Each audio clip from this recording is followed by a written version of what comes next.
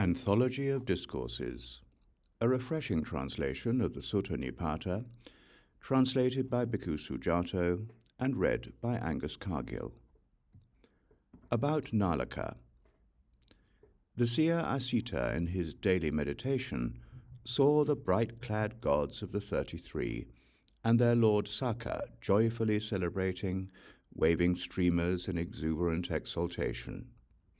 Seeing the gods rejoicing, elated, he paid respects and said this there. Why is the community of gods in such excellent spirits? Why take up streamers and whirl them about? Even in the war with the Titans, when gods were victorious and Titans defeated, there was no such excitement. What marvel have the celestials seen that they so rejoice? Shouting and singing and playing music, they clap their hands and dance. I ask you, dwellers on Mount Meru's peak, quickly dispel my doubt, good sirs. The being intent on awakening, a peerless gem, has been born in the human realm for the sake of welfare and happiness, in Lumbini, a village in the Sakyan land. That's why we're so happy, in such excellent spirits. He is supreme among all beings, the best of people, chief of men, supreme among all creatures. He will roll forth the wheel in the grove of the seers, roaring like a mighty lion, lord of beasts. Hearing this, he swiftly descended, and right away approached Suddhodana's home. Seated there, he said this to the Sakyans, "Where is the boy? I too wish to see him." Then the Sakyans showed their son to the one named Asita. The boy shone like burning gold, well wrought in the forge, resplendent with glory, of peerless beauty.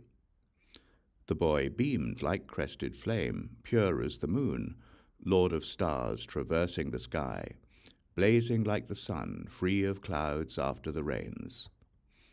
Seeing him, he was joyful, brimming with happiness. The celestials held up a parasol in the sky, many-ribbed and thousand-circled, and golden-handled chowries waved, but none could see who held the chowries or the parasols. When the dreadlocked seer called Dark Splendor had seen the boy like a gold ingot on a cream rug, with a white parasol held over his head, he received him, elated and happy. Having received the Sakyan bull, the seeker, master of marks and hymns, lifted up his voice with confident heart. He is supreme, the best of men. But then, remembering he would depart this world, his spirits fell and his tears flowed. Seeing the weeping seer, the Sakyans said, "Surely there will be no threat to the boy." Seeing the crestfallen Sakyans, the seer said, "I do not foresee harm befall the boy, and there will be no threat to him. Not in the least, set your minds at ease. This boy shall reach the highest awakening. As one of perfectly purified vision, compassionate for the welfare of the many, he shall roll forth the wheel of the teaching. His spiritual path will become widespread. But I have not long left in this life. I shall die before then. I will never hear the teaching of the one who bore the unequaled burden. That's why I'm so upset and distraught. It's a disaster for me." Having brought abundant happiness to the Sakyans, the spiritual seeker left the royal compound. He had a nephew, and out of sympathy he encouraged him in the teaching of the one who bore the unequaled burden. When you hear the voice of another saying, "Buddha," one who has attained awakening and who reveals the foremost teaching, go there and ask about his breakthrough. Lead the spiritual life under that blessed one.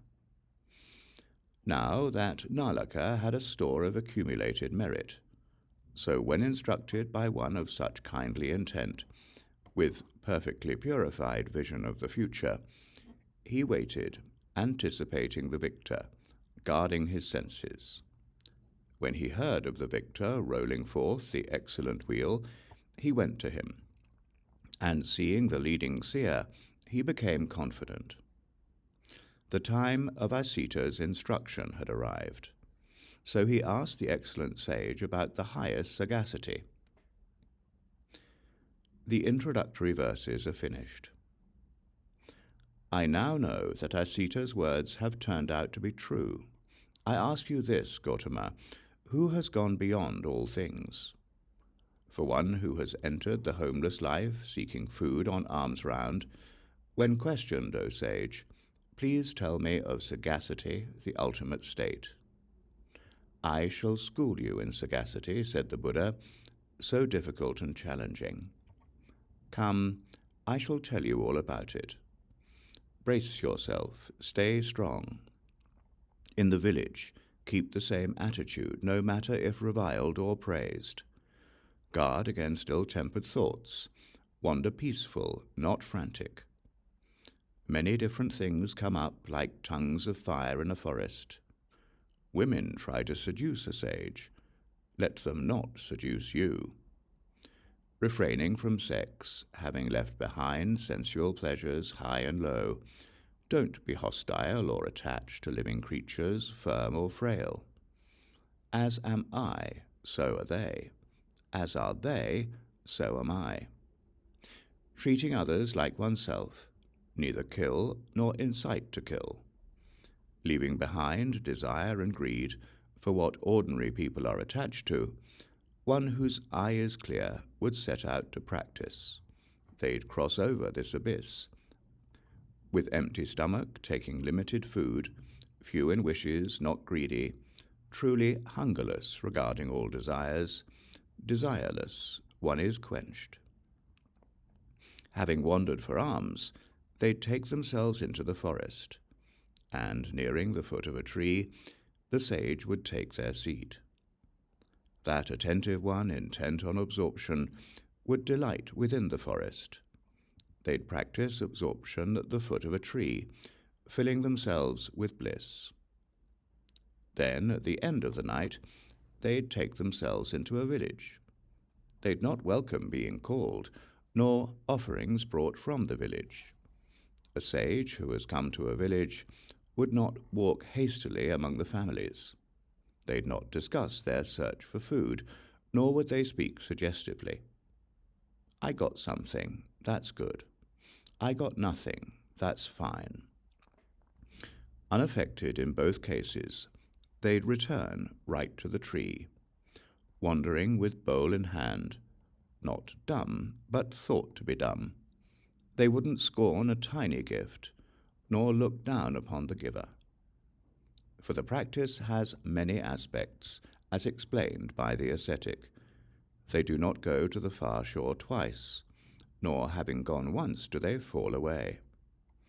When a mendicant has no creeping, and has cut the stream of craving, and given up all the various duties, no fever is found in them.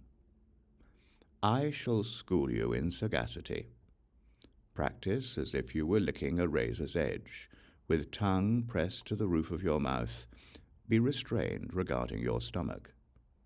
Don't be sluggish in mind, nor think overly much. Be free of putrefaction and unattached, committed to the spiritual life.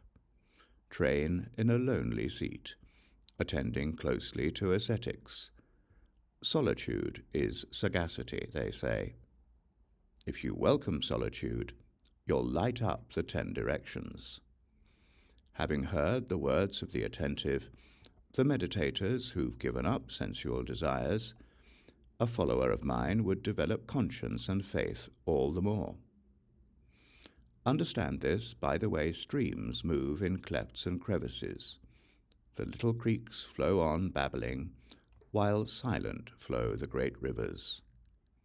What is lacking babbles. What is full is at peace.